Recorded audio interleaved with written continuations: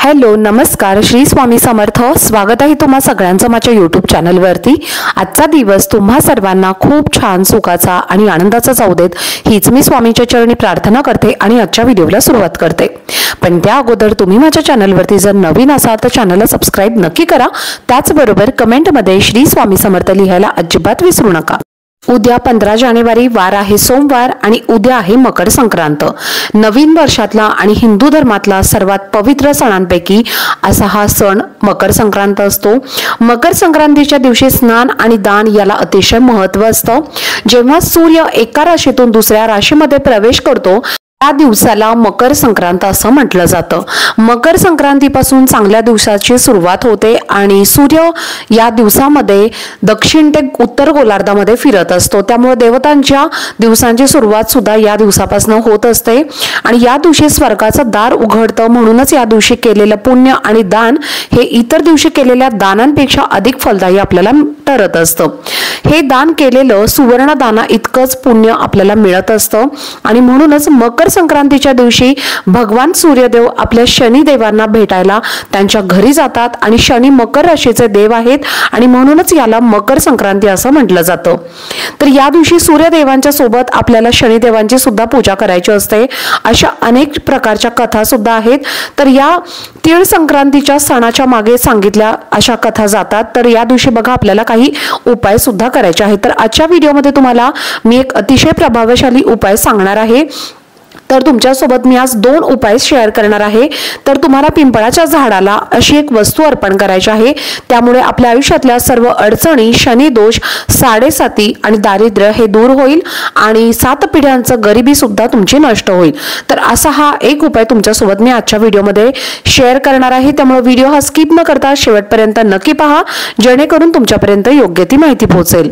आपण आपल्या आयुष्यामध्ये बरेच कष्ट करत असतो, मेहनत करत असतो, पण कष्ट मेहनत करून सुद्धा जर तुम्हाला हवं तसं यश मिळत नसेल किंवा फळ मिळत नसेल तर याचा अर्थ असा होतो की तुमच्या कुंडलीतला ग्रह जो आहे तर तो मजबूत नसतो आणि त्यामुळे तुम्हाला अनेक समस्यांना सामोरं जावं लागतं आणि कधी कधी तुमच्या मागे साडेसाती असते आणि त्यामुळे सुद्धा तुम्हाला अनेक अडचणी, दारिद्र्य, दुःख यासारखे भोग जे आहेत तर ते तुमच्या मागे लागतात आणि त्यामुळे तुमच्या प्रत्येक कामामध्ये अडथळे हे तयार होत असतात। तर बघा जर साडेसाती असेल तरी सुद्धा तुम्हाला अशा प्रकारच्या समस्यांना सामोरं जावं लागतं। तर म्हणूनच तुम्हाला संक्रांतीच्या दिवशी उद्या तुम्हाला हा उपाय करायचा आहे।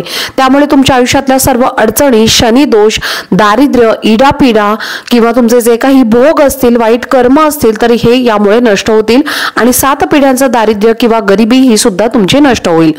तर उद्या संक्रांतीच्या दिवशी तुम्हाला सकाळी लवकर उठायचं आहे, स्नान करायचं आहे।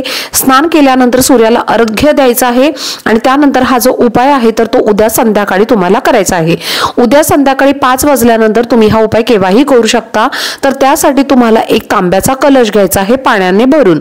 त्यानंतर तुम्हाला त्याच्यामध्ये थोडंसं दूध सुद्धा घालायचं आहे, पाणी सुद्धा मिक्स करायचं आहे आणि काळे तीळ जे आहेत तर ते तुम्हाला चिमूटभर या पाण्यामध्ये टाकायचे आहेत।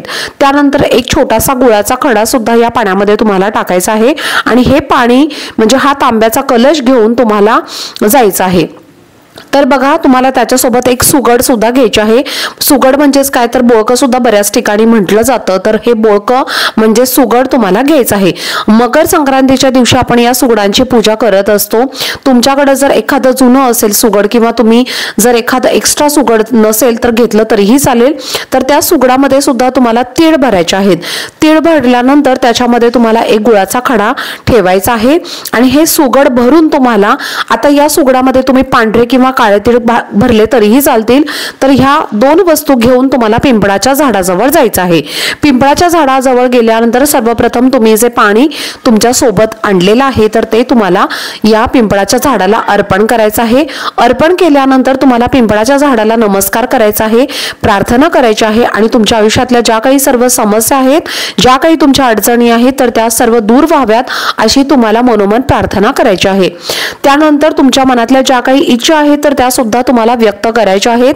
तर पिंपळाच्या झाडामध्ये सुद्धा शनिदेव हे वास करत असतात, भगवान विष्णूंचा सुद्धा वास असतो आणि संध्याकाळच्या वेळेमध्ये माता लक्ष्मीचा आणि भगवान विष्णूंचा सुद्धा या झाडामध्ये वास असतो आणि म्हणूनच तुम्हाला हा उपाय संध्याकाळी करायचा आहे। त्यानंतर तुम्हाला पिंपळाच्या झाडाला स्पर्श करून प्रदक्षिणा मारायच्या आहेत आणि तिळाच्या तेलाचा दिवा सुद्धा जर तुम्हाला शक्य झालं तर आवर्जून त्या झाडाखाली तुम्हाला लावायचं आहे। तिळाचं जर तेल तुमच्याकडे नसेल तर मग तुम्ही जे कोणतं पूजेसाठी तेल वापरता ते तेल तुम्ही दिव्यामध्ये टाका आणि असा एक दिवा तुम्ही हा पिंपळाच्या झाडाखाली लावा। त्याच्यामध्ये चिमूटभर अगदी त्या दिव्यामध्ये थोडंसं तीळ टाकलं तरीही चालेल। तर अशा पद्धतीने तुम्हाला हा एक उपाय करायचा आहे। हा दिवा लावल्यामुळे तुमच्या जर कुंडलीमध्ये 7.5चा त्रास असेल तर त्याचा त्रास तुमचा कमी व्हायला मदत होते आणि अनेक प्रकारच्या तुमच्या ज्या काही समस्या अडचणी असतील तर त्यातनं सुद्धा तुम्हाला सुटकाही मिळायला मदत होते। त्यामुळे जे सुगड आहे तर ते सुद्धा आपल्याला घेऊन जायचं आहे।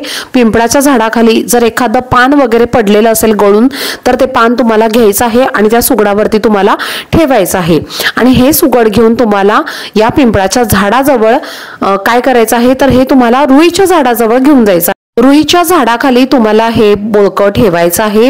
रुईच्या झाडाला नमस्कार करायचा आहे, प्रार्थना करायची आहे आणि आपल्या आयुष्यातल्या सर्व दुःख अडचणी दारिद्र्य दूर करण्यासाठी तुम्हाला अशा पद्धतीने ही प्रार्थना करायची आहे आणि हा एक प्रभावशाली उपाय तुम्हाला करायचा आहे। हा उपाय केल्यामुळे आपल्या घराची, आपल्या मुलांची आणि आपल्या पतीची अगदी भरभरून प्रगती होईल आणि ज्या काही तुमच्या आयुष्यामध्ये अडचणी आहेत तर त्या सुद्धा संपूर्ण नष्ट होतील। वर्षभर तुम्हाला धनधान्याची आणि सुख समाधानाची तुम्हाला कधीही कमतरता भासणार नाही, पैशाची कमतरता भासणार नाही। घरात जर आजारपण असेल तर ते सुद्धा यामुळे दूर होईल। दारिद्र्य गरिबी ही सुद्धा दूर होतील। इतका हा प्रभावशाली असा हा उपाय आहे। तर तिळाचा जो उपाय आहे तर तो संक्रांतीच्या दिवशी करण्याला अतिशय महत्त्व असतं। 2 उपाय तुम्हाला करायचे आहेत। आता पिंपळाच्या झाडाखाली जर तुम्हाला समजा जर एखादं पान मिळालं नाही तर मग अशा वेळेला तुम्हाला पिंपळाच्या झाडाची माफी मागायची आहे, कारण संक्रांतीच्या दिवशी आपण पिंपळाच्या झाडाचं पान तोडत नसतो आणि त्यामुळे तुम्हाला उपाय करण्यासाठी पिंपळाचं पान जे आहे तर ते लागणार आहे। त्यामुळे झाडाला तुम्हाला माफी मागून हे पान तुम्हाला तोडायचं आहे आणि त्यानंतर त्या पानावरती तुम्हाला हे बोळकं ठेवायचं आहे आणि रुईच्या झाडाखाली तुम्हाला नेऊन हे बोळकं ठेवायचं आहे। तर असा हा उपाय तुम्हाला करायचा आहे। तर पहा, हा उपाय तुम्ही सकाळी पण करू शकता, सकाळपासून संध्याकाळपर्यंत तुम्ही हा उपाय कधीही करू शकता। तर तुम्हाला जेव्हा वेळ मिळेल तेव्हा तुम्ही हा उपाय नक्की करा। अतिशय प्रभावशाली असा हा उपाय आहे। दोन्ही उपाय प्रभावी आहेत, त्यामुळे आपल्या आयुष्यातल्या सर्व अडचणी, दुःख, दारिद्र्य आणि जे काही वाईट कर्म भोग आहेत तर ते सर्व दूर होतील आणि आपल्याला प्रत्येक कामामध्ये यशाची प्राप्ती होईल। तर चला, झालेली सेवा ही मी स्वामी महाराजांच्या चरणी रुजू करते। आजचा व्हिडिओ जर तुम्हाला आवडला असेल तर व्हिडिओला जास्तीत जास्त लाईक, शेअर आणि चॅनलला सबस्क्राईब नक्की करा। भेटूयात पुढच्या व्हिडिओमध्ये। तोपर्यंत सर्वांना श्री स्वामी समर्थ।